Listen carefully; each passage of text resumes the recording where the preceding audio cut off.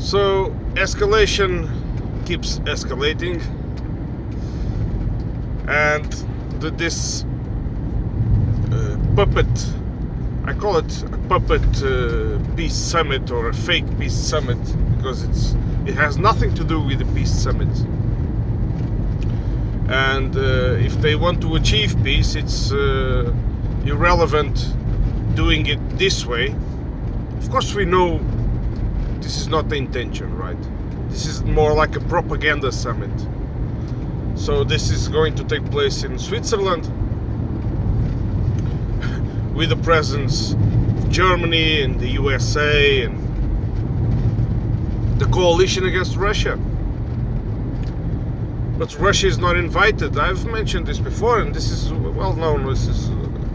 It's been noticed. If you follow this subject, you know about this. So it's peace summit it will take place in a luxury hotel. And just for curiosity, a room in this hotel costs the modest quantity of 1,600 euros a night. I think this is like the cheapest room.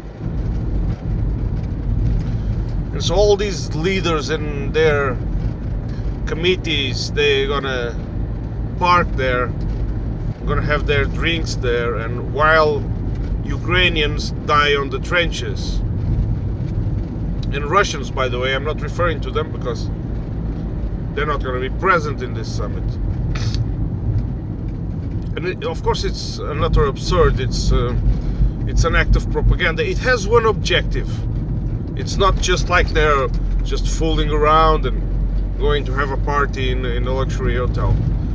It has an objective. It has the objective of, they have been going around the world pressing countries to attend this summit, so-called summit,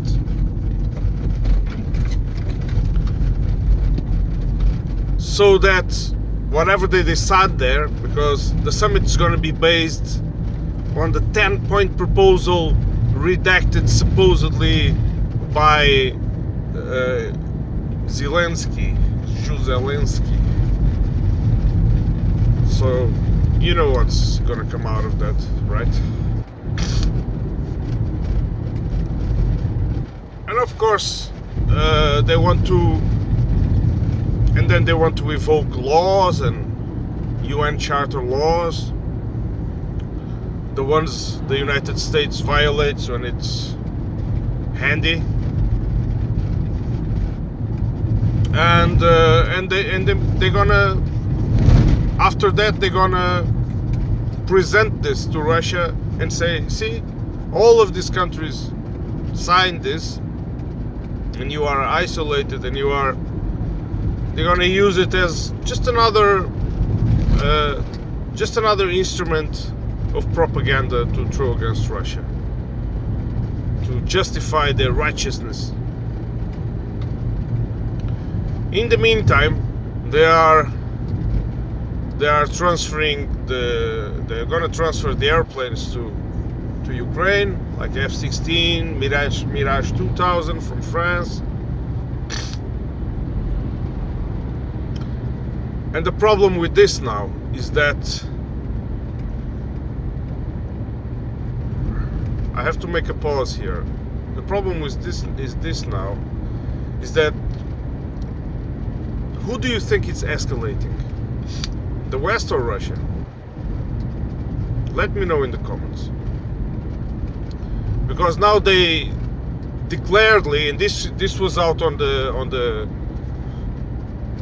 Ukrainian news, this supposed Kiev independent outlet, saying that the airplanes will be parked, stored in bases in other countries, nearby countries.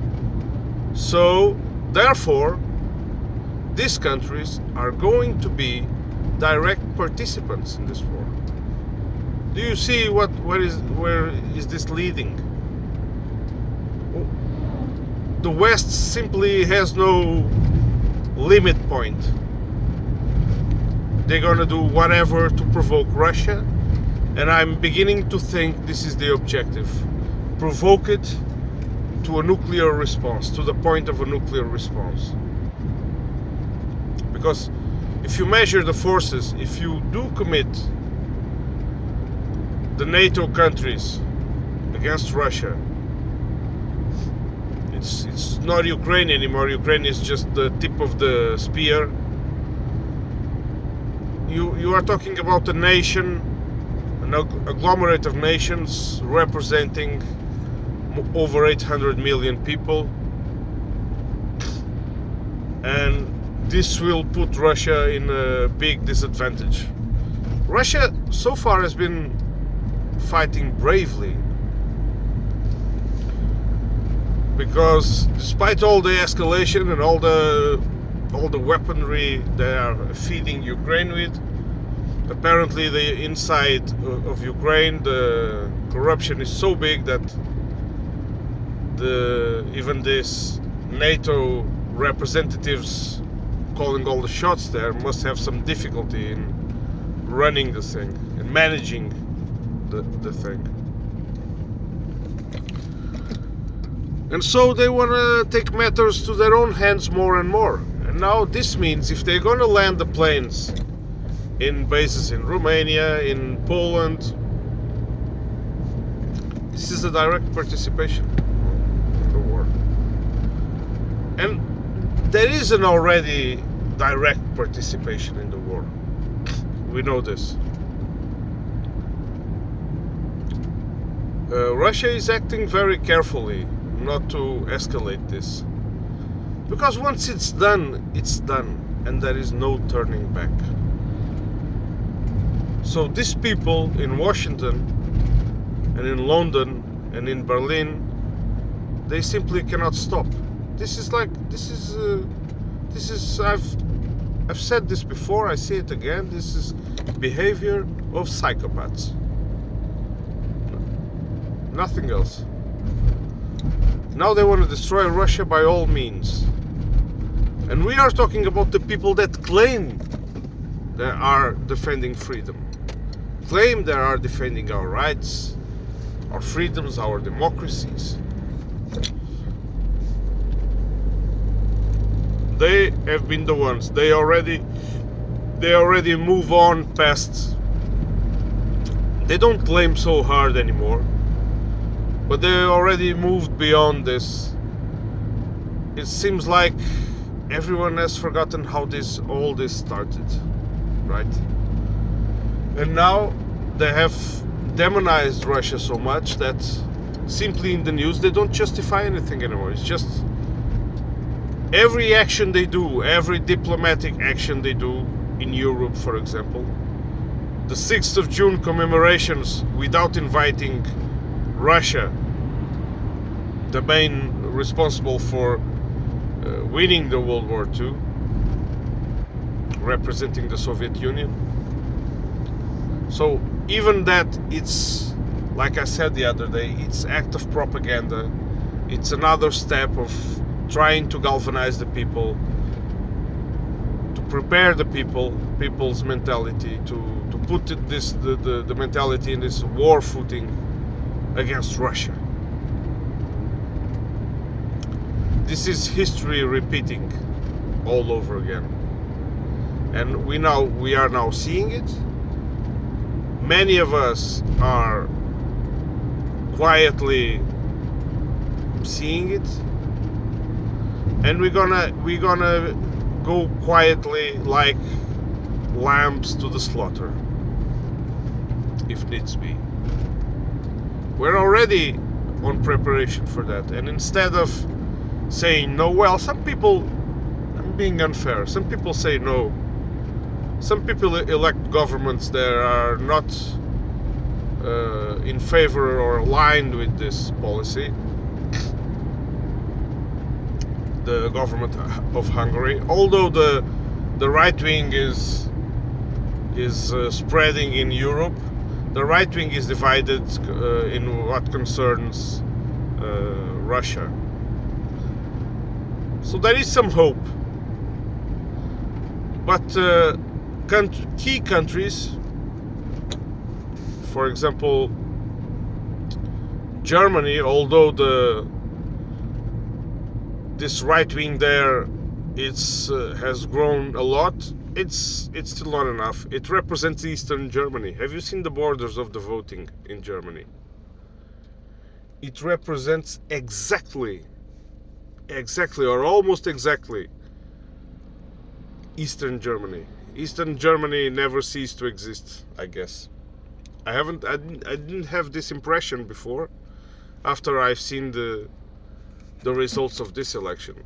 So apparently they vote this AfD, Alternative for Deutschland, which is anti-Europe and supposedly anti-war with Russia.